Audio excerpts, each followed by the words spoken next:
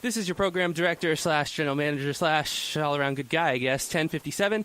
With us now, perhaps most well-known for his music through the late 80s, 90s, and today, from the band Toad the Wet Sprocket and also the Works Progress Administration, is Glen Phillips. Glen, thank you so much for your time this morning. How do you do? Glen, so last night was the first show, right, for the Works Progress Administration live at the Coronet in Los Angeles. How did it go? It was a really good time. It was nerve-wracking, but a lot of fun. So we had a great time. I mean, the players are wonderful, and the venue was great. And so it was great. Could you tell our listeners who might not be familiar with the new act a little bit about the genre, the style of play, and the players involved, maybe? I guess I would call it craftsman quality American music, something to that effect. Perhaps it's quality craftsman American music. It's a band that kind of came out of Largo and the relationship that I had with Nickel Creek over the years. So two of the members of the band are Sean and Sarah Watkins from Nickel Creek, and an old friend of theirs, Luke Vola. He's the youngest guy in the band, but he's still an old friend, and he's gone out in the past few years. He's been playing with the Jerry Douglas band. He's an astonishing bluegrass fiddle player, but also a great songwriter, guitarist, singer. And so there's the four of us, and Sean and Sarah have a weekly show called the Watkins Family Hour at Largo, and they, over the past few years, their regular band there is Greg Lease and Ben Montent, who always sit in with them. Greg Lease, everything with strings on it, but plays with, everything from Finn Williams to Wilco, going on tour with Ray LaMontagne right now. Ben Montent, the keyboard player in the Heartbreakers. Wow. And then we had toured a couple years ago. There was a band there was Nickel Creek and myself, and we called it Mutual Admiration Society. And we went on tour, and we had Pete Thomas, who plays with, Elvis Costello. It's the Imposters now. Used to be the Attraction. And he was drumming. John Paul Jones was on bass. And for this project, we got Pete back in, called him up, and we have Davey Farrager, who also plays with the Imposters. Used to play with Cracker. He's on bass. So it's this 8-person band. And we just decided we wanted to do a record. It all came out of kind of jamming in Sean and Sarah's living room, and we, had like 2 days of practice there, and went into the studio with Jim Scott, and it was 5 days, and recorded 18 songs, and finished up a few more than a dozen of them, and got this album out of it. So it was just a really, I guess, it came out of wanting to play together as musicians, and we finished the record before we had a name. So we didn't have management, we didn't have a label, we didn't have a name. We just had an album with a bunch of really great musicians. And the year went on, and we suddenly realized we should start taking care of the back end of it so that people could actually hear what we'd done. Right. That could be important. Well, yeah, but we did the important part first, and usually so much talking and so many cooks in the kitchen and non-musical minds maybe think they need to have an opinion, and so much second-guessing about marketing and everything else. And what I've been noticing over the last few years is as the major labels are kind of in their death throes and trying to figure out what they do, even the successes they're having, or projects like Fife, or projects like Imogen Heap, or Arcade Fire, or Clap and Say Yeah, eventually got picked up by a label, but they sold their first, whatever it was, 50,000 off their website. Yeah. Fife got dropped and made her in her apartment. Same with Imogen Heap. It's like all these people just made the music that they wanted to hear, and so unless it's a real cross-marketed Miley Cyrus kind of project, right, the real success stories recently are all at their core indie projects, and even if they got picked up by the majors, and just realizing doing the business first is a stupid thing. Yeah. You got to go make the music first. Do you think that the internet has kind of changed that because you're able to go out and find your niche market for specialty music that maybe wouldn't have had a voice 10 years ago? To a 3D, yes. The thing is, the noise floor is really high now. Right. And so it comes down again to a question, a function the labels used to serve. I mean, number one, they'd spend money to let you know stuff existed. And if you think of, let's say the 70s, and not in the disco 70s, but let's say, this is the golden age of, Los Angeles record making. I have a friend who was in the business then, and he called it Camelot. All right. When they were signing Tom Waits and Ricky Lee Jones, and they were signing Randy Newman, and they were making these utterly amazing records. And they had the faith that if they made great music and let these artists grow and gave people access to this, that people would show up and they would appreciate the art if they were exposed to it. Mm-hmm. And they ran the labels that way, and it was like this golden age of record making. And even back in the Beatles age, I mean, they were concerned about being pop artists, but they made 2 albums a year. Their job was to make music. And so they didn't get sent in by a guy who'd never written a song to, we don't have a single, get us a single. Right. Like if they didn't have a big single that quarter, they'd have a single next quarter. Mm-hmm.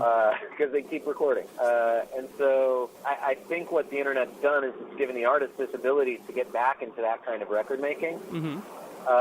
What hasn't been worked out yet is how people find good music. And so do you do it through, a blog or a blog like Pitchfork? And again, a blog like Pitchfork becomes so powerful that they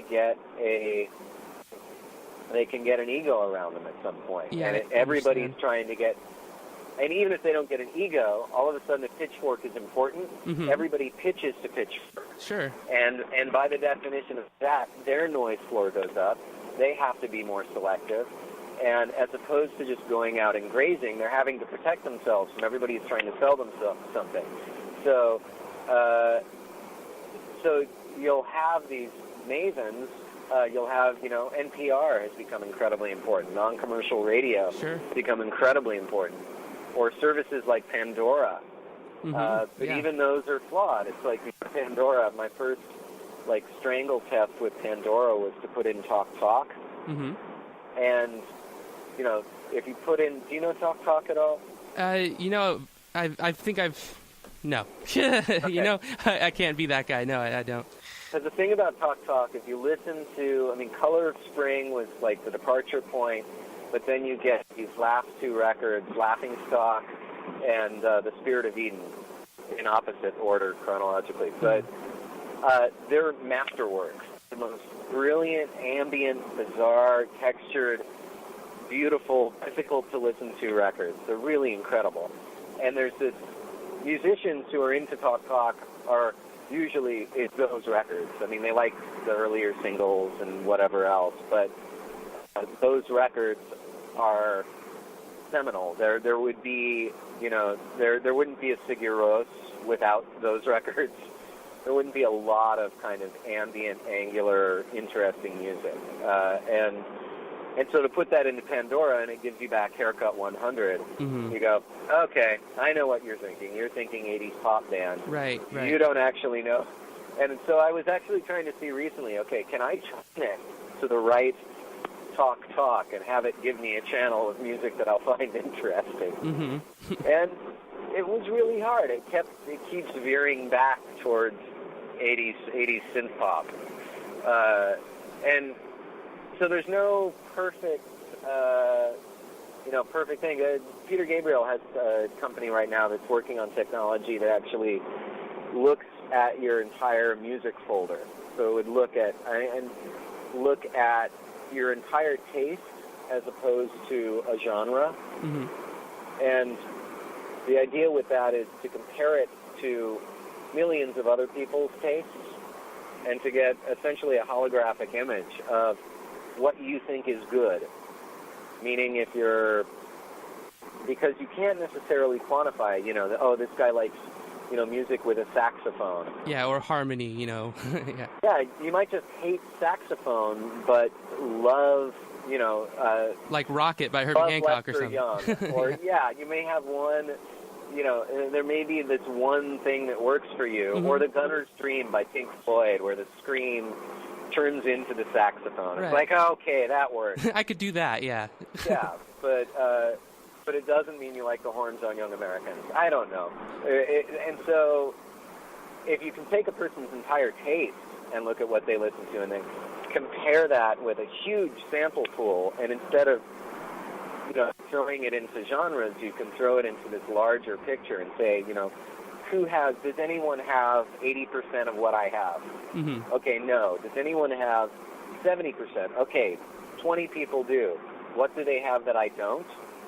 And then, this is what I listen to the most. What do they have that they listen to the most that, contrasts with my taste? And I think things like that will help, but ultimately it comes down to people who are music fans who have the opportunity to listen to music and want to share it with people. And the importance of that, I think, is just going to rise over the years. I think I can see that trend continuing. I got to ask you this, Glenn. True or false on something I read about a home accident and a cut to your arm? Is that true at all? Yeah, I sat on, actually it was at Sean and Sarah's in the living room. Uh-huh. Their friend Gabe had a nice vintage glass-topped coffee table. Mm-hmm. And I sat on the edge of it. It had a thick metal rim that I thought was supporting my weight. Mm-hmm. And I kind of fell down through it and severed my ulnar nerve. Well, partially severed my ulnar nerve at the elbow on my left arm. So right now I have limited mobility and pretty much no feeling except for various interesting kinds of pain in my pinky on my fretting hand. So I've had to relearn a whole bunch of songs. I'd imagine. How's that been for you? I'm sure it's been a challenge. Well, yeah, I've been wanting to play more with other people and less totally solo. Mm-hmm. And so it's kind of forced my position on that. And the embarrassing part of it is with WPA. I mean, playing this show last night, I always feel like I can sing and I can write, but that I was definitely the weak link in that band for playing. And it was hilarious, adding injury to insults. Now it's like I'm such a hack in that situation. I was really stressed out. But I'm kind of, it's going to probably mostly heal and very likely completely heal.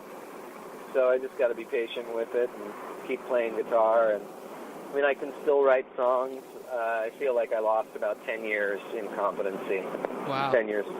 So well, that's all right. You're still about 10 years ahead of me, I'd assume. But I don't know. I mean, I can get by. I can get it across. And luckily, I was finally feeling like I was a competent guitarist in the last 3 years, and losing that on the one hand sucks, but I also felt like before that I could, I can get it across, and the thing I really have to offer is simpleness, and so it doesn't take that away from me at all. Glenn, were you raised? I know. Some the things I know about you are from the Toad the Wet Sprocket days. Were you raised in a musical background? Because I know you started young. Yeah, no, I was raised in a scientific background. Really? Yeah, my mom and dad, they were both hard science PhDs. So my brother and I both became musicians. Naturally. Yeah, and I was never very studious. I mean, I'm more of a reader. I like stories. I like song structure. I learned theory at one point because I figured I should, but then I forgot it all. And I'd like to learn it again because I had an opportunity this year to try my hand at doing some scoring, and I loved it. And I felt like I had a talent for it. So I want to get that vocabulary back up. And so no, I wasn't musical. I mean, it's been an interesting. I was really more into the theater before I was into music, and then I met the rest of Toad. We were all in Oklahoma together, the musical at high school. So my next real job, I guess, is what am I saying? I don't know what I'm saying. So no, it wasn't a musical background. Well, can you tell me a little bit about your songwriting process? Is it traditionally, you mentioned story writing, do you traditionally start with an idea, the music, the riff? How does it go for you? It depends. There will be things I want to write about. I'll have subjects floating around, and then when I get a song start, some kind of fragment, usually lyric and melodic together in some way, that'll kind of serve as seed, and then things can go out from there. I've been much more into co-writing recently, and hoping that I can get into, planning on getting into co-writing more, less songs for me and more songs for other people, because I find when I can go in and somebody else has that seed and they're stuck, I can finish a song, I can see where the song wants to go, and I can make it something that we're all really happy with. So, yeah, it's nice when you have, a starting idea, and then you can just take it in a direction from there. Yeah, and I love it when that whole idea of long-tail business doesn't exist, and I think for bands it actually does. That there are more modest livings to be made. Like, you're not going to make a killing. You're not going to be a rock star. Chances for that happening are much smaller than they ever were. But the chances for you finding an audience and making the kind of music you want to make, and being able to actually make a reasonable living doing it, are better than they've ever been, as long as you're actually willing to go out and not have somebody else bail you out. Excellent. Well, thanks a lot for that. My final question for you, Glen, is what would you tell yourself at age 21 if you could speak with yourself right now? Oh, I don't know. I don't know if there's anything to learn but from the hard way. All right. I could give myself a ton of advice, not taking things for granted, walking away from a band like Toad. We probably should have spent some money on group therapy before it was too late. And, probably should have been smarter about business stuff because I don't have a lot to show for it. Maybe should have been more selfish with publishing in my writer's share, which might have created more tension early on, but would have saved a lot of tension later on. It's really hard to say. I've made so many mistakes, less at 18, because I was, once again, Toad, we made our first 2 albums ourselves. We did it that way. We were making records for next to nothing. We were playing shows constantly. And when we got signed, we just said we didn't want the big advance. We wanted to go on the road and put out the 2 records we'd already made. Like, we wanted to feel passionate about it and kind of earn what we make. So, I think the advice I would give to myself, we started things well. I've made terrible business decisions since Toad, but I think I had to make all of them. I think you learn from everything, right? Yeah, once again, it's like you have an opportunity, and I've had years. I came out of a pretty massive depression about 2 years ago. I've been pretty mentally ill for a while, and it's amazing to have something like my hand happen this year, and I could have gone crazy about how my livelihood was destroyed, and you have a choice with anything. I think the reason, in my opinion, that we create religions, that we create these philosophies, it's like you want to be able to say, when you're saying it's God's will, or there must be a plan, or it's karma, to me, what that says in all of that is I'm in a difficult situation, and I can either choose to learn from it or to repeat my mistakes. It's like there's got to be something good to get out of a bad situation. And, with the state of our nation right now, with, I think, needing to look at things more hopefully, needing to look at an end to the divisiveness and the hate that we've been, and the fear that we've been kind of acclimated to now. And same with the music industry, same with our own careers. It's like it's not about whether you make it or not. It's about, are you feeling like you're doing a decent moral job of it along the way, treating the people you work with well, treating yourself well, and enjoying your life. So that was a very long thing. So basically, I couldn't have I couldn't have told myself anything that I would have listened to. Well, Glen Phillips, Works Progress Administration, Toad the Wet Sprocket, I want to thank you, and I want to honestly tell you that your music is a hope for me. Whenever I, feel whatever, downtrodden, thinking about the future, I listen to good music, and it makes me feel better. It makes me hopeful that, if we can put out stuff like this, we're going to be okay as humans, as people, and I really want to thank you for what you do. Your music's fantastic, and I want to wish you the greatest luck in Santa Barbara tonight. Have a great show, and if you're ever in Orange County and you want to jam with the college kid from Fullerton, man, stop into my place anytime, man. Thank you. Sounds good. And thank you so much. And Glen Phillips, have a great day. Thanks a lot, man. All right, take care. All right, rock on.